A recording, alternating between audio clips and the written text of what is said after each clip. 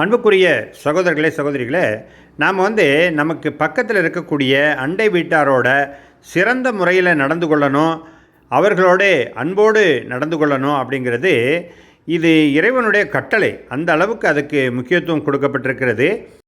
அவர்கள் உறவினராக இருந்தாலும் சரி, உறவினர் அல்லாதவராக இருந்தாலும் சரி தான், மற்ற அந்நியர்களாக இருந்தாலும் சரி தான்.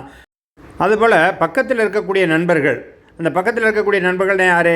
ஒரு பயண தோழர்களாக இருக்கலாம், அல்லது நம்ம வாகனத்தில் பயணிக்கும்போது நம்மளை போலவே பக்கத்தில் இன்னொரு வாகனத்தில் பயணிக்கக்கூடியவர்களாக இருக்கலாம். இது போல் யார் இருந்தாலும் சரி தான், அவர்களோடும் நல்ல விதமாக நடந்து கொள்ளணும்.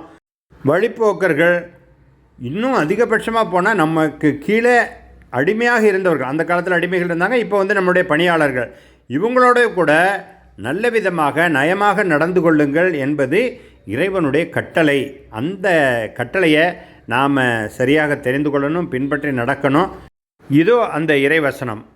மேலும் நீங்கள் அனைவரும் அல்லாஹ்வுக்கே அடிபணிந்து வாழுங்கள், அவனோடு எதனையும் இணையாக்காதீர்கள், தாய் தந்தையரிடம் நல்ல விதமாக அன்புடன் நடந்து கொள்ளுங்கள், மேலும் உறவினர்கள், அனாதைகள், வறியவர்கள் ஆகியோருடனும் நல்ல விதமாக நடந்து கொள்ளுங்கள்.